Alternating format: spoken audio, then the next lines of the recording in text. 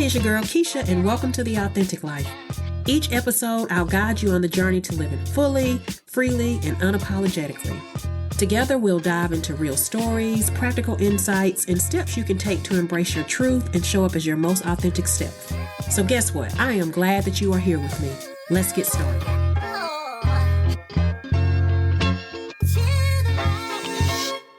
Hello, and welcome to The Authentic Life, a space where we explore what it really means to live fully, freely, and unapologetically as your true self.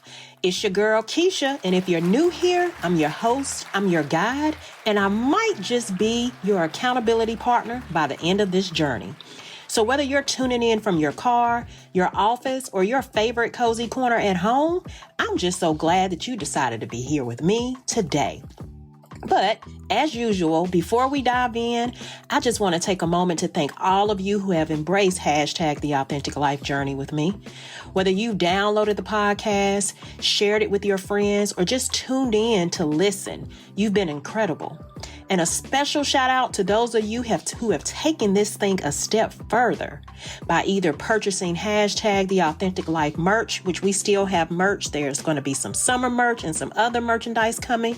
So if you've purchased something, thank you so much. If you have not, hit your girl up. And to those people that took it an extra step and became a subscriber, I so appreciate you.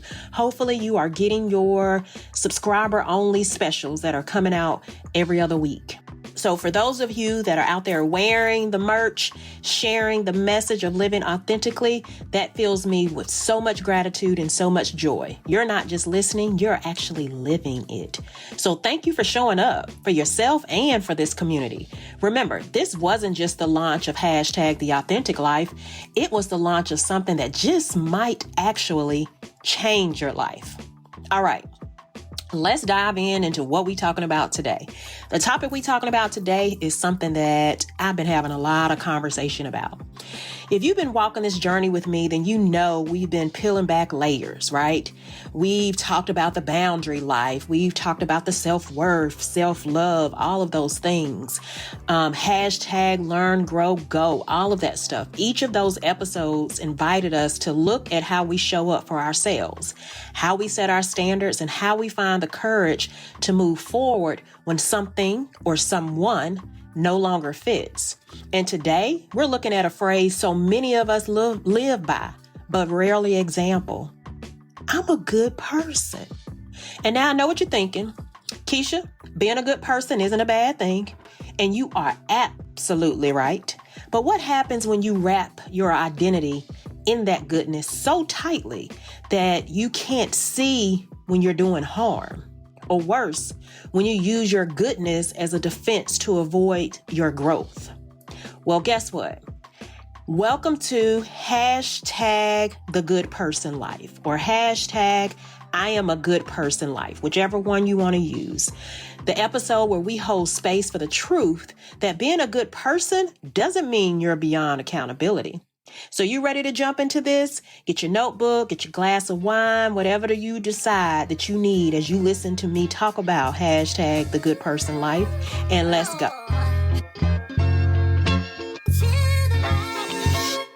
Okay, so let's kick this thing off right. So we're going to start with something I like to call the good person resume. Now, you may not have physically typed this thing out, but I guarantee you got one. It's the list of qualities you silently run through whenever someone questions you, especially when the feedback feels uncomfortable. It sounds a little bit like this. I'm kind. I treat people how I want to be treated. I don't start no drama. I'm respectful. I'm supportive, especially to my friends. I show up. I mean well. I pray for folks, even the ones who hurt me. I'm not perfect, but I got a good heart. And listen, none of that is wrong. That may be very well who you are. In fact, those qualities, those are some beautiful qualities. That list is built from your lived experiences, your values, your upbringing, and how you survive the world. So I'm not here to discredit that. But here's what I want to ask. What happens when that resume becomes the reason we can't take feedback? So let me bring life to this story real quick. So many years ago, I was working with somebody and I made a quick comment. Nothing that I thought twice about, to be honest. But later that day, the person reached out and was like, hey, Keisha, when you said that, that thing about people not pulling their weight, I felt like you were talking about me. Now, in my mind, I wasn't. I was speaking generally. But the moment she said that, my mental resume came out. I'm not passive aggressive. If you know me, I'm direct. I don't do no fluff. No is a complete sentence. Yes is a complete sentence. So, I don't do passive aggressive. I can be very direct. So if I had an issue, right, I would have said it to the person. I would never call someone out like that in front of other people. I have more respect for people I work with and people that I'm around. And this particular person knows that I'm all about support and not shame. And what I realized later, after processing that and maybe the adrenaline wore off and that ego life that we have sometimes calmed down, was that I wasn't really hearing her or hearing that person. I was defending my goodness instead of sitting in their experience. That moment changed how I understood the phrase, I am a good person. Because being a good person doesn't mean you never cause harm. It means that when you do, you're willing to own it, even if it wasn't intentional. Let me say that again. Being a good person doesn't mean you're incapable of hurting people. It means you're committed to making things right when you do. And here's when it gets real. When you become so attached to that good person resume that you lose the ability to reflect, to listen, and to receive, we begin to confuse being good with being above accountability. So let me ask you something, and I want you to really think about this. When was the last time you received feedback and your first instinct was to list all of the reasons why that thing couldn't be true about you? Maybe it was your partner saying you weren't listening. Maybe it was your coworker who said your tone felt sharp. Maybe it was your friend who said you hadn't shown up the way they needed. What did you do? I want you to lean into that moment. Or did you lean into that resume of yours, right? So here's a little reflection for you. This is where self-work begins. When we shift from, that's not who I am, to tell me more about how that felt to you. That's the move from image to integrity. So when you're thinking about strategy, I want you to turn your resume into a mirror. So I'm going to make this practical for you. Write your good resume out for real. Not in your head, write it out for real. List the qualities you believe that define your goodness. Then ask, do I still show up like this when I feel challenged, when I feel triggered, or when I feel misunderstood? When do people experience me, how do people experience me when I'm under pressure? Does my resume reflect who I am or who I want to be? Then take it one step further. Ask a trusted person, when I get feedback, how do I usually respond? And then here's the hard part. Just listen. Don't explain. Don't defend. Just receive. So this week, I want you to stop reciting your goodness and start reflecting it, especially in hard moments, because your resume might tell the world who you are, but your behavior tells people what it's like to be in relationship with you. Okay, so now we're going to talk about when good becomes a shield and that shield blocks the growth, okay? So we just spent time naming our good person resume, those internal checklists we pull out when someone challenges us or when we feel like our intentions are being questioned. Now we're about to go a little deeper. Let's talk about how that same goodness can become a shield. Because for many of us, being a good person doesn't just live in our values, it lives in our identity. And when our identity is rooted in always being good, always being kind, always being the bigger person, we start using that identity as protection from reflection. Let me explain. So several years ago, if you know me, I do coaching. Haven't really done a lot of individual coaching in a while. I'm shifting back into doing a little bit of that. I've had some people reach out and want some one-on-one coaching. So I've kind of picked that up, but not as much. But several years ago, I had a client. We are going to call her April because it is April and I was born in April 3rd. But anyway, who came to me feeling stuck. She said, Keisha, you know what? I don't get it. I always show up for people. I'm never the one to start stuff. And somehow I'm always the one person who so everybody got a problem with. So we started unpacking her recent conflict. And every time I asked a question about the other person's experience, she'd say things like, they misunderstood me. I was only trying to help. I didn't say it with an attitude. They must have been projecting. And listen, I'm not saying she didn't have good intentions. I fully believe she did. But what she didn't realize was that she was using her goodness as a deflection tool. Every time we got close to reflection, she'd shield herself with, but that's not who I am. And that right there, that's the moment growth gets blocked. Here's a little reflection. You see, here's the thing. When your identity is wrapped in being a good person, it becomes really hard to admit when you get it wrong. Because getting it wrong feels like being wrong. And being wrong feels like your identity is under attack. So what do? We shield ourselves. We say things like, they're just being sensitive. I'm always the one who gets blamed. No one ever sees how hard I try. You focus only on the bad things, not the good things, right? What we're really doing is prioritizing perception over connection. And I will tell you, someone's perception is their reality. So we'd rather protect our image than do the work to repair the relationship. But that shield doesn't keep people from being hurt. It just keeps you from being accountable. So if your need to be a good person makes you emotionally unavailable when someone tells you they're hurting, that's not goodness. Baby, that's ego in a glass box. Trust me, we're going to have an episode called # the ego life, and it's going to be a good one.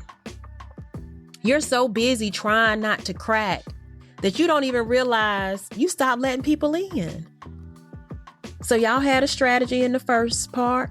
Strategy 2, replace protection with presence. So how do we shift? The next time someone gives you feedback, resist the urge to protect your identity. Instead of saying, that's not who I am, try saying, that wasn't my intention, but I hear you and I want to understand more. Notice that shift. You're not abandoning your character, you're expanding your awareness. Create a pause practice. When you feel the urge to defend your goodness, use that as a cue to breathe and get curious instead of guarded. Ask yourself, what part of this am I uncomfortable hearing? Is this a moment to be right or is this a moment to be real? Can I be present with this person even if I don't agree with everything they're saying? Because that's the shift from goodness as identity to goodness as emotional maturity. And let's be real. Good people get it wrong too. The difference isn't whether you mess up, it's whether you're willing to repair without turning the moment into a courtroom where you're trying to prove your innocence. You don't need to protect your character like it's on trial. You need to practice presence like your integrity depends on it, because it does. Okay, so now we're going to talk about when ego wears the mask of goodness. And I told you I'm going to have a whole episode called # the ego life. Me and my therapist talk about ego all the time. Okay. So far we've talked about how being a good person can turn into a shield, but now we're about to go a little bit deeper into something a little sneakier. What happens when that shield is really just ego disguised as goodness? And listen, I'm not talking about the loud, the arrogant, I know everything ego.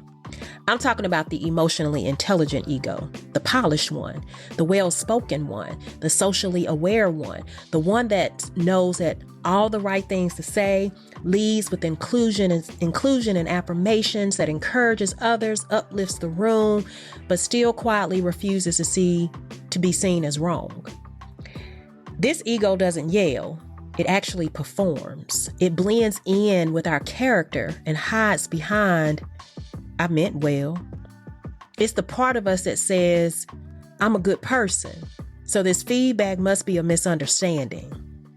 Now, a few years ago, I was mentoring someone early in their leadership journey. We had a one-on-one conversation and I gave some feedback.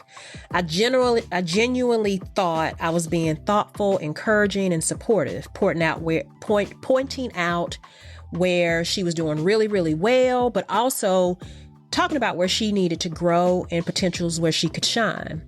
About a week later, she contacted me and she was like, Keisha, I really appreciate your time and your mentorship. But the last time we met, I walked away from our conversation not feeling the best. I left questioning whether I even really belong in this space. And let me tell you, that hit me hard. I mean, real hard. Now, here's where the ego stepped in, because in my mind, I had been gentled. I had poured into her the very thing that I feel like I was put on this earth to do. I even gave her resources and I followed up. So I immediately started scrolling through my mental good person resume but I supported her. I believed in her. I would never try to tear someone down. And then I realized this wasn't about what I did in my mind. It was about how she experienced me in real time. What hurt her didn't cancel my intentions, but my ego wanted to use my intentions to cancel her experience. And that was the moment I knew I need to work on some things and talk about that ego. So that's why for years with my therapist, I talk about the ego, hashtag the ego life. I can't wait to do that episode. But anyway, you see, the ego is tricky. It doesn't always show up loud. Sometimes that thing come in real smooth and real calm. Sometimes it says all the right things, but it does everything it can to avoid feeling wrong. This is the ego that doesn't throw tantrums. It just throws credentials. It says, I couldn't have done that. I'm the person who uplifts all women. I don't need to be corrected. I do this work. But here's the truth. Ego tells you to protect your image. Growth tells you to lean into the moment and really listen. And that conversation with her, that was a mirror. Not because I'm a bad person, but because even good people need to grow. So if someone shares their experience and your first instinct is to say, let me remind you who I am instead of let me understand how that landed for you, then it's probably not your goodness talking, it's your ego. And ego is loud, but growth whispers. You don't have to be perfect. You just have to be present. So strategy 3, let ego be a signal, not a driver. Check your internal response. When you feel the need to explain or defend, ask yourself, am I protecting my identity or am I prioritizing this relationship? Is this thing about being right or is it about being real? And practice reflective humility. Instead of saying, that's not who I am, try saying, I didn't realize that. Thank you for sharing it with me. I'm going to sit with that for a minute.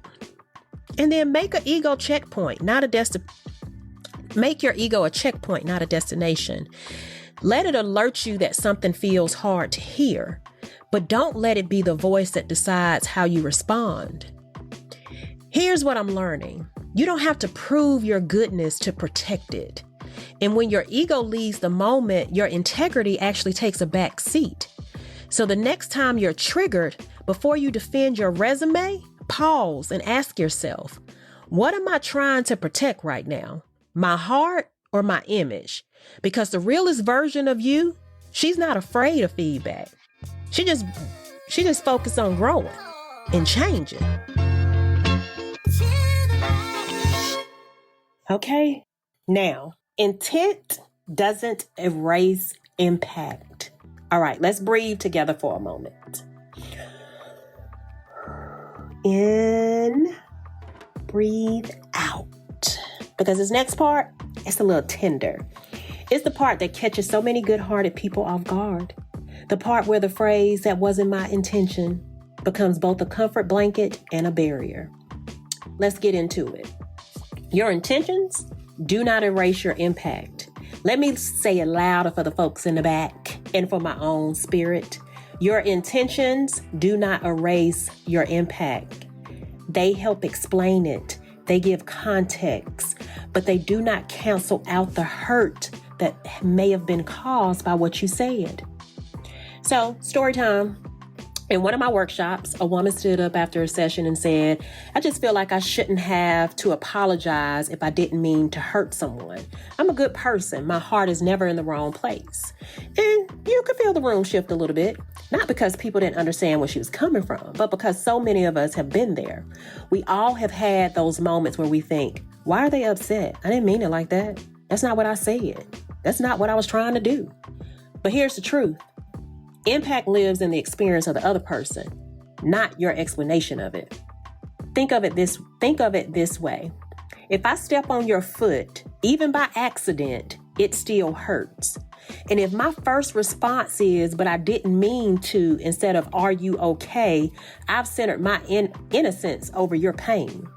And in that moment, even though I didn't mean harm, my reaction keeps the harm going. So we have to stop acting like not meaning to do something is the same as not doing it. Because for the person on the receiving end, the pain is still real. And here's the kicker. When someone brings something to your attention, especially when they do it gently or courageously, your response is a reflection of your emotional intelligence, not your resume. Do you get defensive and start listing all your good intentions? Or do you get curious and ask, how did that feel for you? I'll give you another example. This is an example I'll use with my boo all the time. We talk about intent and impact. Hey, babe, if you push me down, we walking side by side, and we walking down the steps. You bump into me and bloop, bloop, bloop, bloop. I fall down the steps. Now, when you run down to the steps, you're like, hey, are you going to focus on you ain't mean to do that? Or you going to focus on the fact that I done fell down these steps, I done broke a foot, a leg, I'm all messed up. What we going to focus on? We're going to focus on the fact that I fell down these steps and I'm hurting right now. Not that you didn't mean to do that thing, because I'm pretty sure you didn't mean to knock me down the stairs, but right now I'm down the stairs and I'm hurting. Can we focus on that thing and not the fact that that ain't what you meant to do? That's that intent and impact. That's how you got to break it down when you're always trying to defend, right? I want you to think about a moment where someone was hurt by something you said or did, and your first instinct was to say, but that wasn't my intention. Now ask yourself, did I ever ask them how they felt? Did I make space for their experience, or just did I try to clear my name? Did I listen for understanding or wait for my turn to defend myself? Because let me tell you something, I had to learn you can mean well and still do harm. You can love someone and still need to apologize. You can be kind-hearted and still be responsible for your words. So strategy number 4 is lead with repair, not reputation. When someone says that they're hurt, your first move should not be to explain. It should be to hold space. So try saying, I hear you. I didn't realize that. Thank you for trusting me enough to share it. Don't rush to justify. Sit with that discomfort. We don't like to be uncomfortable. Sometimes the most powerful thing you can do is stay present in the tension without trying to fix it immediately. Like, we don't like to be uncomfortable. So our first thing is, hey, how can I solve this thing? How can we shut this down? I don't want to talk about this. It's making me uncomfortable. Then you ask for clarity. Say, would you be open to helping me understand more about what that brought up for you? And let the conversation be about the connection, not the correction. And when it's time to apologize, make it simple. Not, I'm sorry that you feel that way. Say, I'm sorry I hurt you. I'll do better. And then do better. Let's normalize this thing, y'all. Accountability is not an attack. You have to be accountable for yourself and what you do.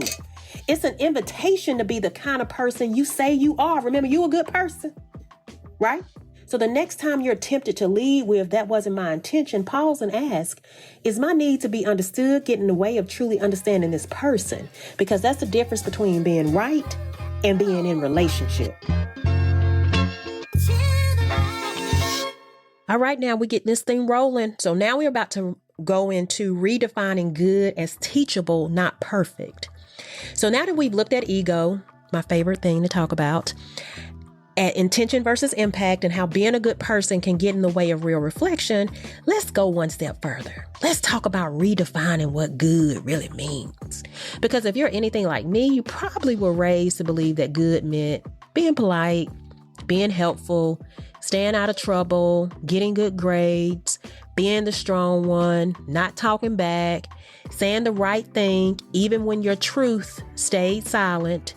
You were taught that good meant being agreeable, quiet, kind, but not necessarily whole, not honest, not human. Somewhere along the way, many of us absorbed this belief that being a good person means never making mistakes, never disappointing anyone, and never being perceived as anything less than admirable. But what I want to shift in that belief is because being a good person is not about being perfect. It's about being teachable. It's about being someone who can be held accountable without falling apart. It's about someone who can hear the hard thing and choose to grow from it instead of fighting it. I had someone say to me not long ago, Keisha, I always feel like I have to come correct around you. Like I can't say the wrong thing.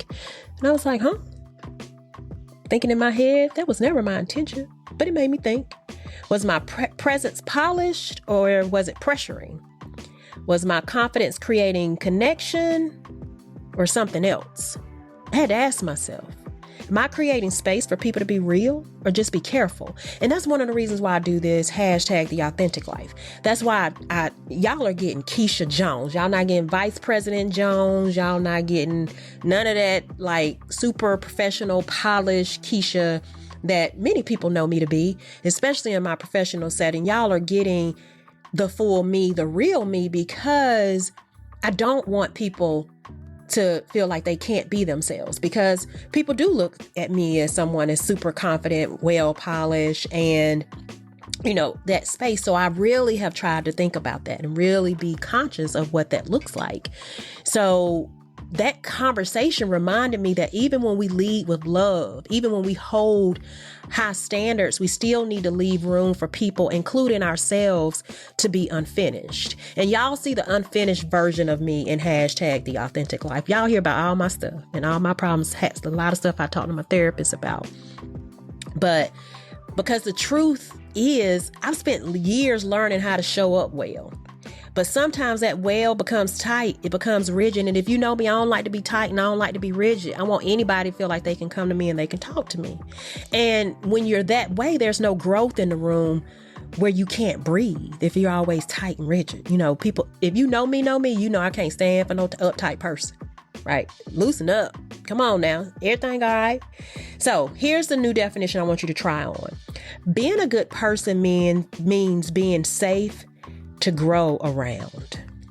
That includes how others experience you and how you experience yourself. So ask yourself, do people feel safe giving me feedback?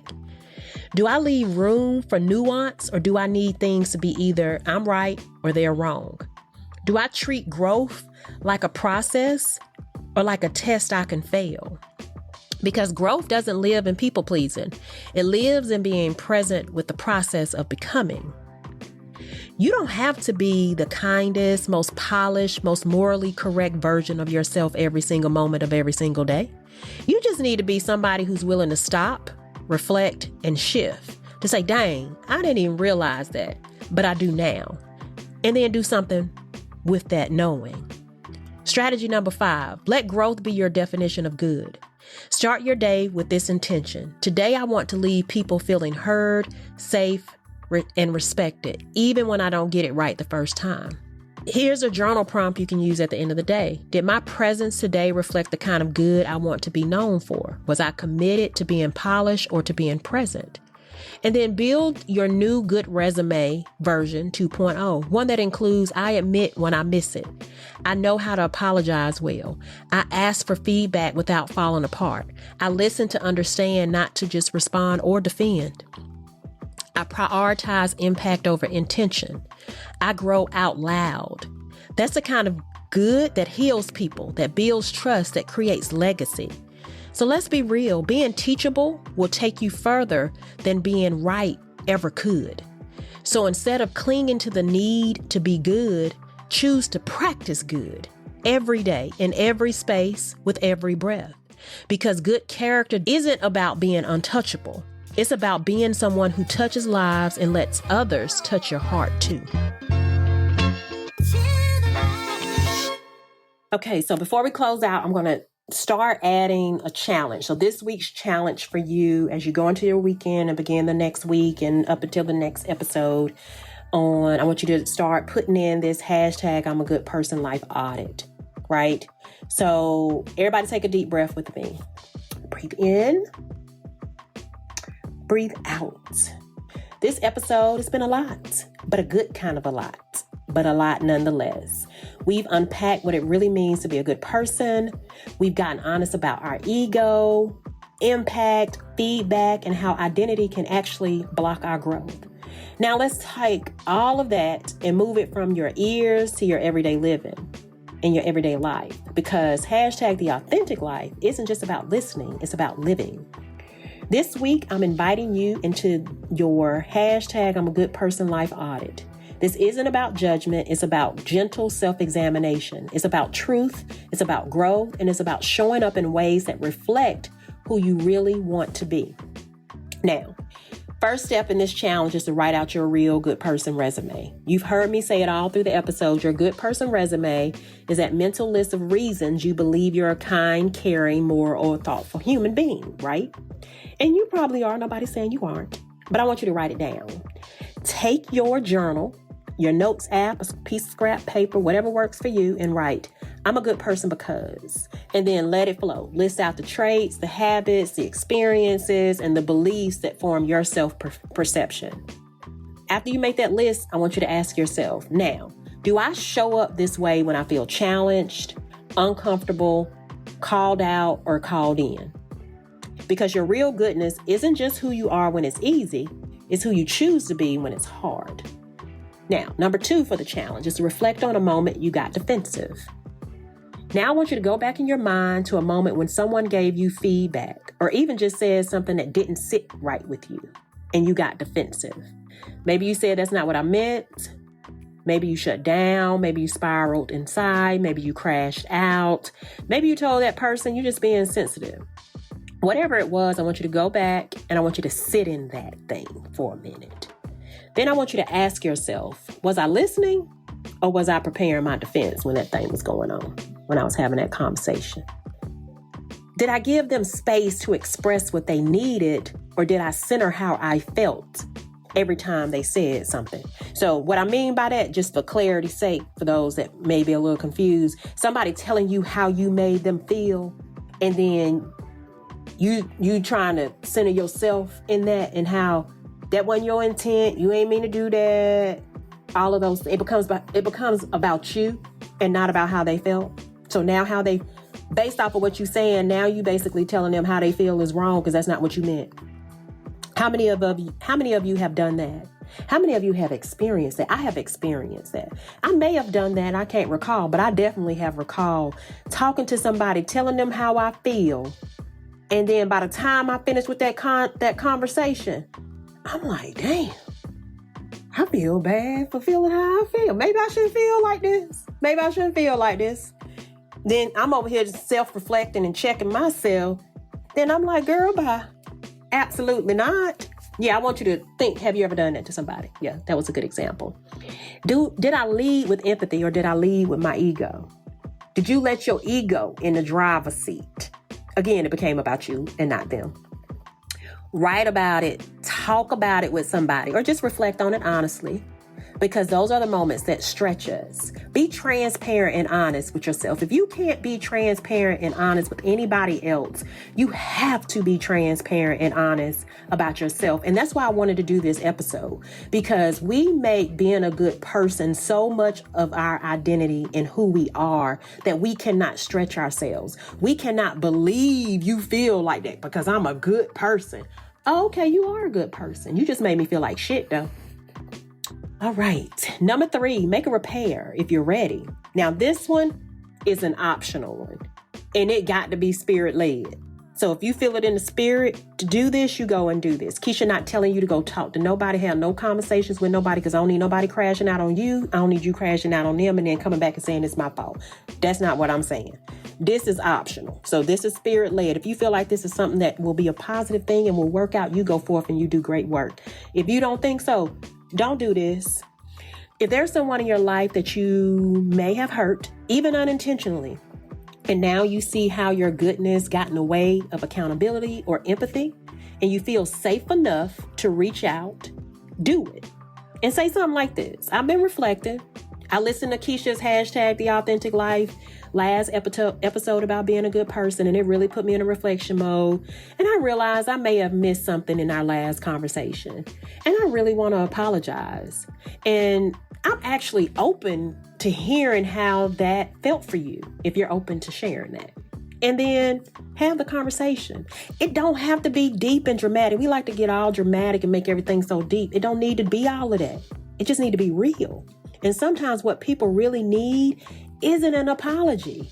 It's to know that you were listening even after the moment passed. So even if that moment you messed up and then you take that time to do some reflection and then you circle back to that person and then you like, you know what? I realized I wasn't really listening and I probably made you feel bad in that situation. I really want to talk to you about that. You know, that may rectify that relationship, right? Because it's taking accountability. That thing we don't like to do. I need to do an episode called hashtag The Accountability Life. Lord knows I knew. Number 4, ask for feedback that grows you. This is the big one. I want you to invite feedback this week. We don't like feedback because we think we good people and we walk around and we these little perfect people and we don't do nothing wrong. And so we don't want to ask nobody nothing, right? Go to someone who knows you well and say, hey, what's something about the way I show up that I might not see, but can grow from? Is there a moment where you didn't feel seen or heard by me, but you never said anything? And then just listen. Be quiet. Say less, okay? This is not for you to give any explanations, no clarifications, no justifications. You just need to be present and listen to hear and understand what they're saying, because that is what authentic, emotionally mature goodness sounds like, okay? At the end of the day, you're a good person. Nobody is saying that you're not a good person. But again, like I said, the reason why I did this episode is because so many people get wrapped up in that they're a good person, that they feel like they don't do no wrong, right? But you can't let that stop you from growing. Let it be the reason you grow. Let this week be less about being right and more about being real. Less about being seen as a kind person and more about doing the hard work of showing up in kindness, even when your ego wants to tap out. Okay? Think about that. Think about what you uncover this week, what surprises you, what changes, because your reflection doesn't just free you. It creates space for the rest of us to grow too when we interact and engage with you. Whew. Okay. If you're still with me, take a breath. You just done some real hard work, sitting with the truth that being a good person doesn't mean you're above accountability. It doesn't mean you're beyond making mistakes, and it definitely doesn't mean you get to opt out of growth. It means you're a human being. It means you're becoming, and that's where the power is. And as we continue to live hashtag the authentic life, we're going to keep peeling back those layers. Okay? We got to. Because up next, we're diving into something just as personal, just as reflective, and honestly, just as transformational, right? The next episode drops May 9th, and it's called hashtag the love versus like life. And I'm going to ask you a question that might catch you off guard. Do you truly love the people in your life, or do you just like the comfort they bring? Because some of us are out here calling things love that are really just habit. We've confused consistency with intimacy, and we've convinced ourselves that closeness equals connection, even when the relationship no longer reflects who we are or where we're going. So in that episode, we're going to unpack what real rooted soul stretching love looks and feels like, how to identify when you're staying in a relationship out of fear, comfort, or familiar, how somebody can love you but not like you, and how to love others without losing yourself. So whether it's romantic, platonic, or even family, we're putting some things on the table. So if you ever ask, is this relationship feeding me or just filling time? Do I feel deeply loved or just deeply needed? Am I growing or just staying? then hashtag the love versus like life is going to speak to your soul. But it's time for me to say goodbye. So here's what I want to leave you with today. You are a good person, but that's not the finish line. It's the starting point. Because your goodness isn't about how well you perform. It's about how willing you are to pause, reflect, and repair. The real flex, owning your impact, letting go of your image, choosing growth over being right. If this episode stretched you, sit with it, journal through it, talk about it with your circle. And if you're ready, share your takeaway with me. Send me a message on LinkedIn, on Instagram. You can go podcasting with Keisha and use hashtag I'm a good person life so I can walk through this journey with you. And hey, if no one's told you today, I see you. I'm proud of you. And I'm so glad you're doing the work, not for likes, not for approval, but for the peace that comes with living honestly. So until next time, keep reflecting, keep growing, and keep living the life that's full, free, and unapologetically yours. Peace, love, and blessings from your girl, Keisha. Well, folks, the episode has come to an end. Thank you for hanging out with me on The Authentic Life. If you loved today's episode, don't forget to subscribe, because subscribing is just like an instant invite to more fun, to more inspiration, and to more authentic vibes. I could also use a review, so leave a review or share this with someone that you feel needs a little inspiration. But whatever you do, let's spread the joy of the authentic life. Remember this, your authentic self is your greatest gift to the world, and no one should ever make you feel like you aren't. Until next time, stay true, stay bold, and keep living the authentic life. Peace, love, and blessings from your girl, Keisha.